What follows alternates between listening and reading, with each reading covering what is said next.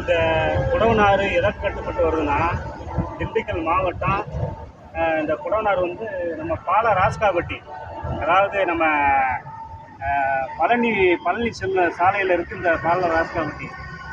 இந்த இந்த பால ராஸ்காபட்டியில் இருக்கக்கூடிய இந்த குடவனாறு ஆறு வந்து மிக மோசமான சூழல்லையும் சுற்றுச்சூழல் வந்து மாசுபடுற அளவில் இந்த குடவனாறு இருக்குது.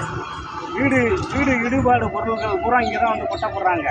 துர்நாற்றங்கள், இப்போ பாலித்தீன், குப்பை கூலங்கள் அனைத்துமே இந்த ஆற்றில் கொட்டப்பட்டு ஏற்கனவே வந்து மாவட்ட ஆட்சியர்கிட்ட புகார் மனு கொடுத்துருக்கான். புகார் மனு கொடுத்ததில் பொதுப்பணித்துறைக்கு மனுவை அனுப்பியிருக்காங்க. அந்த மனுவை வந்து நகரம் பேரூராட்சிக்கு அனுப்பியிருக்காங்க சுத்தப்படுத்த சொல்லி. இது வரைக்கும் சுத்தப்படுத்தவும் இல்லை, எந்த ஒரு நடவடிக்கை எடுக்கப்படலை. அதனால் வந்து மீண்டும் வரக்கூடிய திங்கட்கிழமை வந்து மாவட்ட ஆட்சியர் அவங்கள்ட்ட மனு கொடுக்கலான்னு இருக்கிறான். இப்படியே போயிட்டு இருந்துச்சுன்னா இந்த ஆறுனுடைய நிலைமை வந்து மூடப்படும் சூழ்நிலை இருக்குது. அதனால் வந்து அரசு அதிகாரிகள் இது கவனம் எடுத்து இந்த ஆற்றை வந்து தூர்வாரி இந்த ஆற்றை வந்து சுத்தம் செய்யுமாறு மிக பணிவோடு கேட்டுக்கொள்கிறேன். நீர்நிலைகள் பாதுகாப்பு தன்னார்வ குழு சார்பில் கேட்டுக்கொள்கிறேன். நன்றியுடன் தமிழ்ச்செல்வன் செல்வராஜ்.